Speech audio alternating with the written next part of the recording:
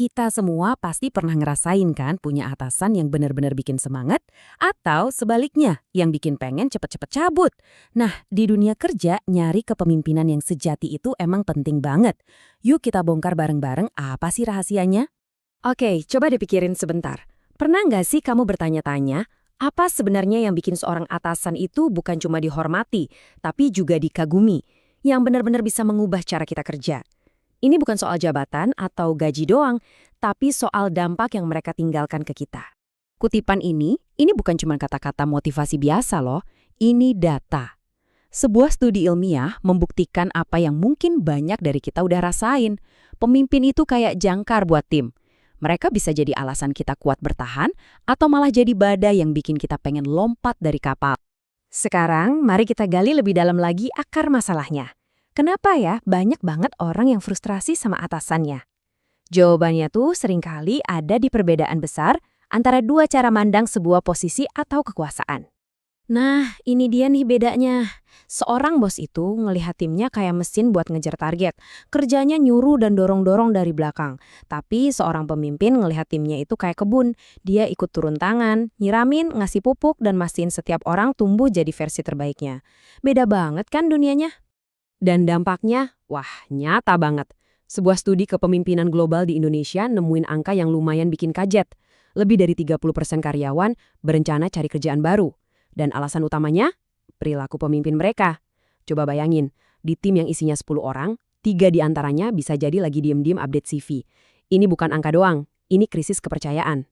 Terus solusinya apa dong? Jawabannya ada di perubahan cara berpikir yang fundamental. Bukan soal gimana caranya jadi lebih berkuasa, tapi gimana caranya jadi lebih berguna.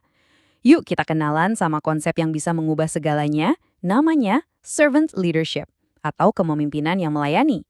Konsep dari Robert K. Greenleaf ini benar-benar ngebalik piramida kepemimpinan. Fokusnya geser dari yang tadinya, apa yang bisa tim gue lakuin buat gue, jadi apa yang bisa gue lakuin buat tim gue. Pemimpin gak lagi di puncak menara gading, tapi jadi fondasi yang bikin timnya kuat dan sukses. Greenleaf sendiri ngasih tes pamungkas buat gaya kepemimpinan ini. Ukuran suksesnya bukan apakah target tercapai, tapi apakah orang-orang di tim kamu berkembang? Ini pertanyaan yang dalam banget, yang nunjukin kalau pengembangan manusianya itu sendiri adalah inti dari kesuksesan. Gimana sih kelihatannya di dunia nyata? Pemimpin yang melayani itu nggak ngerasa lebih hebat dari kamu. Mereka justru ngerasa punya tanggung jawab buat kamu. Mereka nggak takut kamu jadi lebih pinter dari mereka. Malah itu tujuannya. Buat mereka, menang yang sesungguhnya itu pas ngelihat kamu bersinar. Tentu aja pola pikir yang hebat ini butuh skill yang nyata buat dijalanin. Nah, dari kenapanya, sekarang kita pindah ke gimananya. Apa aja sih skill praktis yang dipakai para pemimpin hebat setiap hari buat ngejalanin filosofi mereka? Fondasinya ya ini, kecerdasan emosional atau EI. Ini bukan sekedar soal jadi orang baik ya, tapi soal jadi cerdas dalam memahami manusia. Bukan soal nahan-nahan emosi, tapi ngertiin emosi itu, baik emosi diri sendiri maupun orang lain, biar bisa pinter navigasi hubungan yang rumit di tempat kerja. Pernah nggak sih kamu lagi one-on-one sama atasan, tapi matanya ke laptop melulu? Nah, pemimpin hebat itu kebalikannya. Pas mereka ngobrol sama kamu, HP-nya disingkirin. Selama 30 menit itu, duniamu adalah dunia mereka. Mereka dengerin sampai jeda di suaramu. Itulah yang namanya koneksi radikal. Kepercayaan itu ibarat mata uang dalam kepemimpinan. Dan itu dibangun lewat integritas.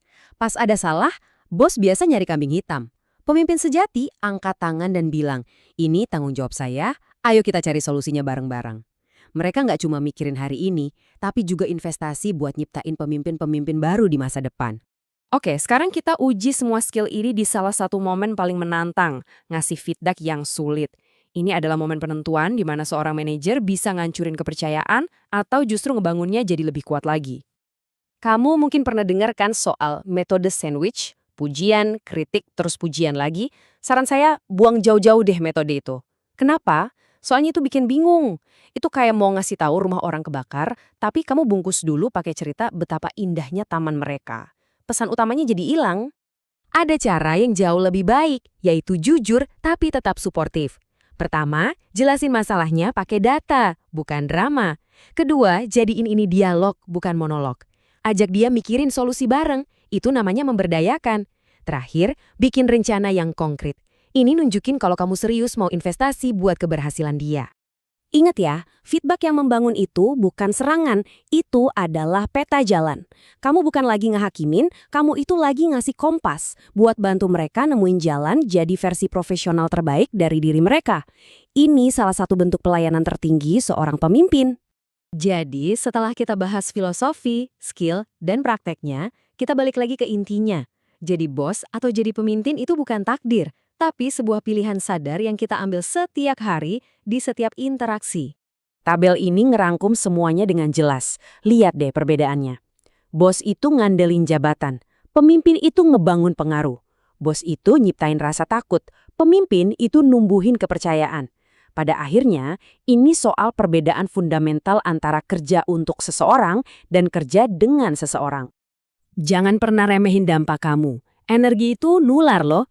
Satu pemimpin yang negatif bisa meracuni satu departemen penuh. Sebaliknya, satu pemimpin yang memberdayakan bisa ngangkat semangat dan kinerja semua orang di sekitarnya. Ini tanggung jawab yang luar biasa besar. Dan pertanyaan ini bukan cuma buat mereka yang jabatannya udah manajer atau direktur. Kepemimpinan itu tindakan, bukan posisi. Di setiap rapat, setiap email, setiap obrolan, kita semua punya pilihan. Jadi, hari ini kamu mau pilih jadi yang mana?